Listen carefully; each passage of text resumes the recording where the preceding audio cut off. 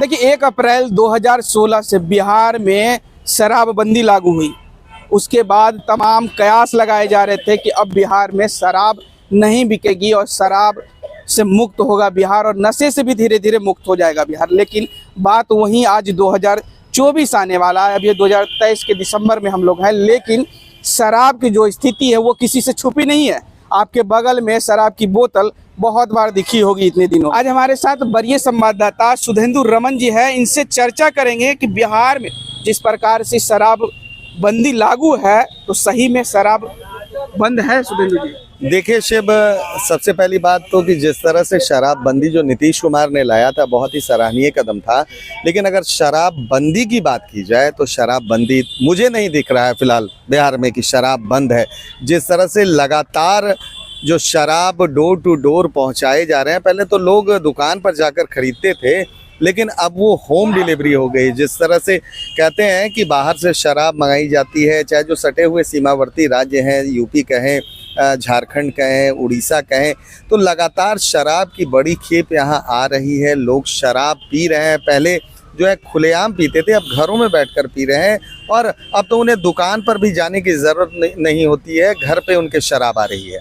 अच्छा, एक मतलब हाल फिलहाल में ही देखा जा रहा है, पटना राजधानी है और राजधानी में ही ये मतलब उठ रहा है कि जितनी खेप राजधानी में पकड़ा रही है, राजधानी के इतनी पुलिसिया व्यवस्था है लेकिन राजधानी में ही पकड़ा रही है, तो बिहार के अन्य राज्य में क्या स्थिति होगी सर? देखिए, राजधानी पटना की बात अगर की जाए तो जब से पूर्वांचल एक्सप्रेस बना है, मैं आपको बताऊं, तो पहले जो शराब की खेप आती थी वो या तो गोपालगंज बॉर्डर से आती थी या नेपाल बॉर्डर के तरफ से आती थी। इधर आपको अगर झारखंड बॉर्डर की बात की जाए तो झारखंड में कोडरमा होते हुए शराब आती थी। लेकिन पूर्वांचल एक्सप्रेस आने के बाद है, कम समय में जो लोग हैं बाहर से जितनी भी गाड़ियां हैं शराब की खेप लेकर इससे बहुत जल्दी आते हैं और उसका रास्ता जो है पटना है।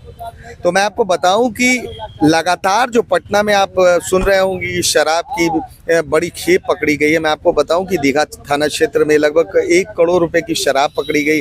कल ही की बात अगर की जाए तो पंजाब निर्मित जो शराब है एक एम्बुलेंस में छिपाकर लाई जा रही थी। गर्दनीबाग थाने को इसकी शिकायत मिली और अनीसाबाद गोलंबर पर जब चेकिंग की गई उस एम्बुलेंस की तो उसमें शराब की 1527 लीटर जो बोतलें हैं वो बरामद हुई। कहा जा रहा है कि वो मुजफ्फरपुर ले जाने का फिराक था कि मुजफ्फरपुर उसको ले जाया जाए। मैं आपको बता रहा हूँ ना कि लगातार जो शराब कारोबारी हैं लगातार नए नए तरीके ईजाद करते हैं। मैं आपको बताऊँ कि आपने सुना होगा कि कभी सब्जियों की बोरियों में आता है, कभी नारियल के नीचे दब के शराब आता है, कभी फलों के नीचे शराब दब कर आता है। और जो एम्बुलेंस की बात है तो एम्बुलेंस एक जल्दी पुलिस उसको हाथ नहीं देती है क्योंकि आपातकालीन सेवा में वो आता है।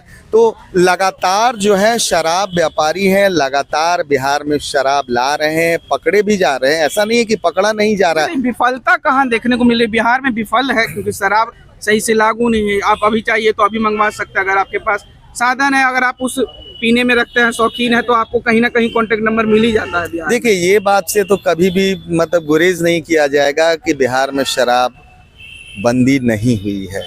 कागजी तौर पर ज़रूर वो बंद हो गई है, ठेके बंद हो गए हैं, लेकिन जिस तरह से शराब की बिक्री हो रही है बिहार में, जिस तरह से बाहर के राज्यों से जो शराब महंगी महंगी शराब की बोतलें मंगाई जा रही है, साथ ही साथ जो क्षेत्रीय है, दियारा क्षेत्र है, चाहे जो सुदूरवर्ती क्षेत्र है, वहाँ भी जो निर्मित जो देसी शराब है वो भी प्रचुर मात्रा में बनाया जा रहा है, जो कि जहरीले शराब होते हैं। आपने हालिया दिनों में सुना होगा कि छपरा में 27 लोगों की आंख की रोशनी चली गई, बहुत लोग मर भी गए इसमें। तो सरकार कहीं ना कहीं बैकफुट पर है शराब नीति में। शराब नीति तो उन्होंने अच्छी पहल थी सरकार की, लेकिन शराब बिक्री पर प्रतिबंध लगाने में मेरे हिसाब से जो सरकार है विफल रही है।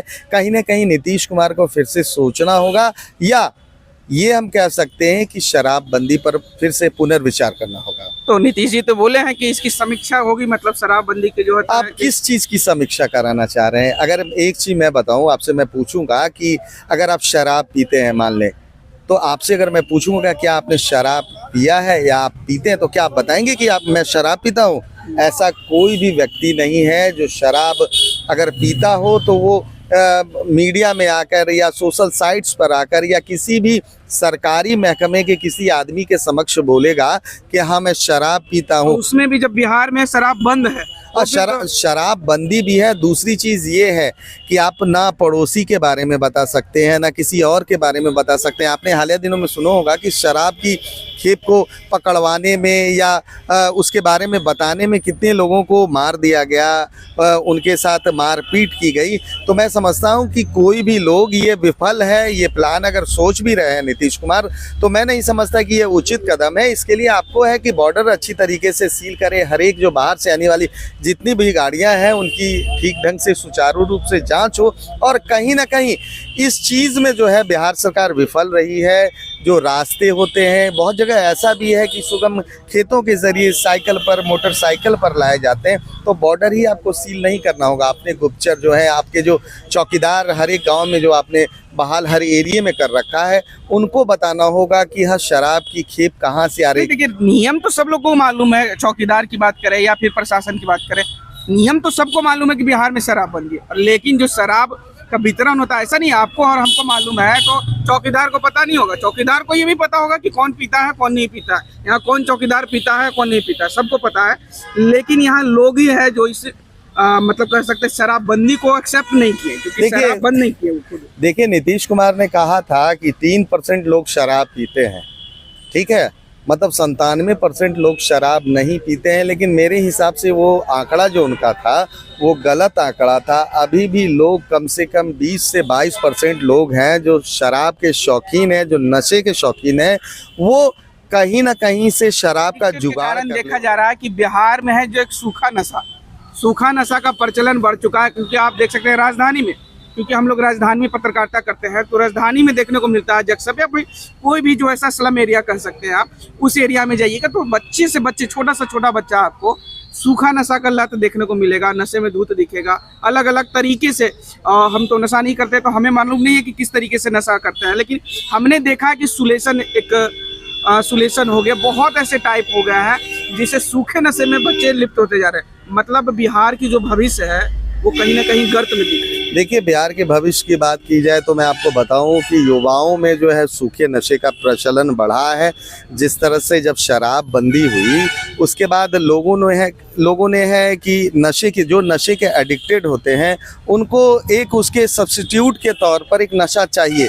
अगर आप शराब पी रहे हैं तो हो सकता है कि आप उसके बाद कोई दूसरा नशा करें, तो वही सब्स्टिट्यूट के तौर पर अगर देखा जाए तो लोगों ने और ख़ासकर युवाओं ने, बिहार के युवाओं ने सूखे नशे की तरफ अपनी जो है कदम बढ़ाई है। और लगभग मेरे हिसाब से 10 से 15% जो है अधिक लोग अब नशा कर रहे हैं, सूखा नशा, जिसका दुष्परिणाम ये है कि छोटे छोटे बच्चे, चाहे स्कूल में पढ़ने वाले जितने बच्चे हैं, इसके आदी हो गए हैं। लगातार नशा जो है फैशन के तौर पर ट्रेंड भी हुआ है। लोग अब जैसे बच्चे जो हैं, टीनेजर हैं, जो 8वीं से 10वीं कक्षा में जो बच्चे पढ़ते हैं, अगर कोई उसका सहपाठी अगर है सिगरेट पी रहा है तो वो भी उसे पीने की कोशिश कर रहा है। लगातार सरकार तो ये कह रही कि 18 वर्ष से कम उम्र के बच्चों को सिगरेट, शराब इस चीज़ से दूर रखा जाए या उनको देना मना है, लेकिन कहीं भी बिहार में इसका पालन नहीं हो रहा है। मैं आपको बताऊं कि जितने भी तंबाकू युक्त गुटखे हैं उस पर भी सरकार ने रोक लगा रखी है। लेकिन आप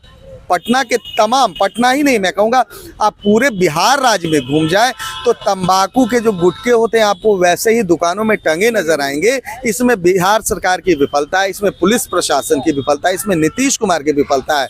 जहाँ तक बात की जाए तो लगातार युवा जो है नशे के अंधकार में जा रहे हैं। कहीं ना कहीं बिहार का जो भविष्य है गर्त में जा रहा है। चलिए देखिए, बिहार का भविष्य जो है गर्त में जा रहा है, यह तो सब लोग देख रहे हैं। क्योंकि बिहार में जिस प्रकार से सूखे नशा, और वही बात की जाए कि बिहार में शराबबंदी जिस प्रकार से चल रही है वो सबको इसकी कहानी मालूम है।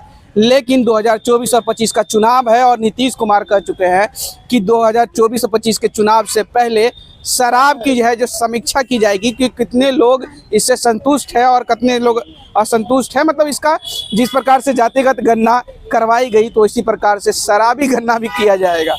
फिलहाल इस खबर में इतना ही। इस वीडियो की प्रतिक्रिया हमें कमेंट में जरूर दीजिएगा और ऐसी तमाम खबरों से जुड़े रहने के लिए हमारे चैनल लाइक से सब्सक्राइब जरूर कीजिएगा। धन्यवाद।